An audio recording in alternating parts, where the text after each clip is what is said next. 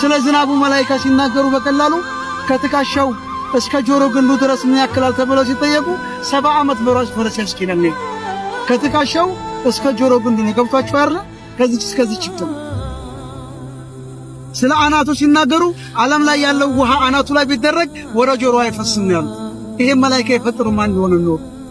አላህ ትልቅ ነው። የትልቆች ትልቅ ነው።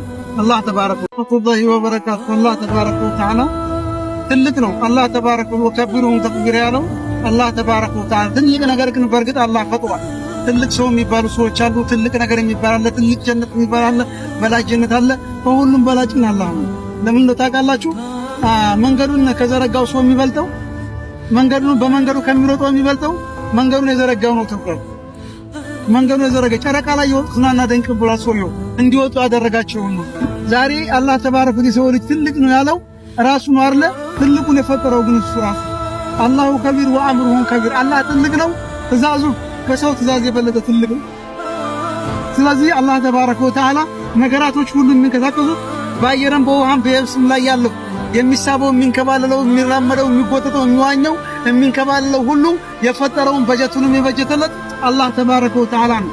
ስለዚህ አላህ ተባረከ ወተዓላ ትልቅነቱ መገለጫው ሰማይና መሬትን እስኪ መጀመሪያ እስኪ ተመልከቱ ይላል አላህ ተባረከ ወተዓላ። ሰማይ አንድ ስንጥር እኮ የለውም ይላል አላህ ተባረከ ወተዓላ። ማን ነው እንደዚህ እንደበ ያለ ሙሶስ ሲያቆም አላህ ተባረከ ወተዓላ። ሰማይ ብቻ አይደለም ማለት ከሰማይ በላይ ሰማይ አለው። ይሄ ሰማይ ራሱ ስፋቱ ነቢ ሰለላሁ ዐለይሂ ወሰለም 500 ዓመት በራስ ፈረስ ያስኬዳል ብለዋል ረሱል ሰለላሁ ዐለይሂ ወሰለም።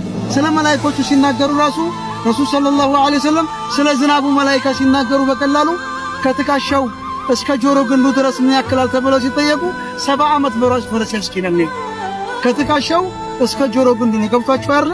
ከዚህ እስከዚህ ችግር ስለ አናቱ ሲናገሩ ዓለም ላይ ያለው ውሃ አናቱ ላይ ቢደረግ ወደ ጆሮ አይፈስም ያሉ። ይሄ መላእክት የፈጠሩ ማን ሆነ ነው? አላህ ትልቅ ነው። የትልቆች ትልቅ ነው አላህ ተባረከ ወተዓላ። ስለዚህ እነዚህን ሁሉ ማን የሚያሽከረክራቸው? አላህ ተባረከ ወተዓላ። ጅብሪል 600 ክንፍ አለው ብለዋል ነቢ ሰለላሁ ዐለይሂ ወሰለም ሲናገሩ ማለት ነው። አንዱ ክንፍ ምን ያክል ነው ክፍተቱ ርቀቱ ተብለው ሲጠየቁ ከፀሐይ መውጫ እስከ ፀሐይ መግቢያ ይደርሳል። 600 ክንፍ አለው። ሲመጣ ግን በሰው ተመስሎ እንዳንድ ተራ ሰው መስሎ ነብዩ ሰለላሁ ዐለይሂ ወሰለም ጋር መጥቶ ያውቃል። ብዙ ጊዜ በተደጋጋሚ ነብዩ ጋር ይመጣል። ለሰሃቦቹ የታየበት አጋጣሚ አለ። ለነብዩ ሰለላሁ ዐለይሂ ወሰለም ግን አላህ ተባረከ ወተዓላ ገብቶላቸው በግልጽ ታይ ነው። ስለዚህ ኢንሻአላህ ማለት ነው ወንድሞቼ እና ለአላህ መሆን ትልቅ ሸረፍ ለአላህ መሆን የነገን ስራ እኔ እንደማልጠይቁ ሁሉ የነገን ርዝቅን ያልጠይቅህን እንዳትጠይቀኝ አለው አላህ። በምን ታውቃላችሁ?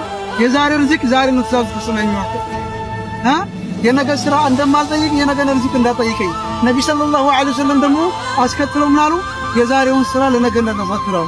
የዛሬው ዚክር፣ የዛሬው ኢስቲግፋር፣ የዛሬው ሰላት ዐለ ነቢ፣ የዛሬው ቁርአን፣ የዛሬው ዱዓ፣ የዛሬው ዳዕዋ፣ የዛሬው ቲላዋ ነገ አደርጋለሁ ብለህ እንዳትተኛ፣ ዛሬውኑ አድርገተኛ። ለምን? ለነገ ዋስትና የለም ቆይታ ነው። ስለዚህ አንድ ቀን አይደለም አንድ ሰዓት፣ አንድ ደቂቃ፣ አንድ ማይክሮ ሰከንድ ለቀብር ዋጋ አለው። አንድ ሰሃባ መጣ ነብዩ ሰለላሁ ዐለይሂ ወሰለም። አንድ ሰው መጣ ሙሽሪክ ነው። ሲመጣ የአላህ መልእክተኛ ልስለም ወይስ ልዋጋ አላቸው። ጦርነት ላይ እኮ ነው። ልስለም ወይስ ልዋጋ ሲላቸው መጀመሪያ ስለም ከዛ ተዋጋ፣ ከዛ ሰለመ፣ ከዛ ተዋጋ። ነብዩ ሰለላሁ ዐለይሂ ወሰለም ከሞተ በኋላ ሲያወጡና አሉ ትንሽ ሰራና ብዙ አገኛለሁ። ብስረት ነው።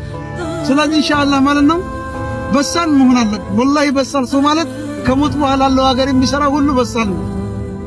እና ስለዚህ ኢንሻአላህ ማለት ነው ወንድሞቼ ሁሉ መገኘት ያስፈልጋል። እንልፋ።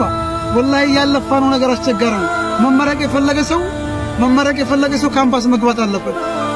ሽልማት እፈልጋለሁ ያለ ሰው ደግሞ ጁሁድ ያስፈልጋል። ስፖርት አልሰራም ግን ጡንቻ ያስፈልገኛል ማለት ወላሂ አይቻልም። ኢማን እፈልጋለሁ የኢማንን ስራ አልሰራም ከበስተጀርባ ያለው ማለት አይሆንም።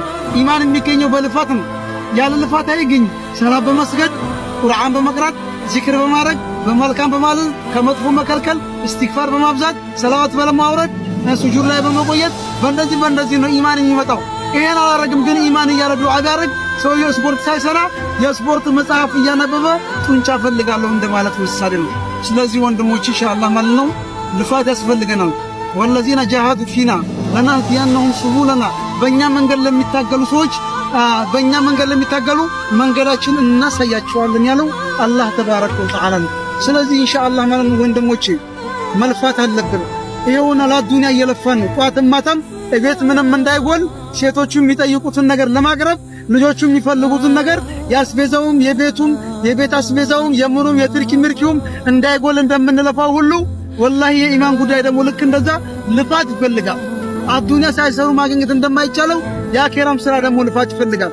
ፈደለላሁ አልሙጃሂዲን ዐለል ቃዒዲን ከተቀመጡ ሰዎች የተንቀሳቀሱ የታገሉ ሰዎች በልጠዋል በደረጃ ያለው አላህ ተባረከ ወተዓላ።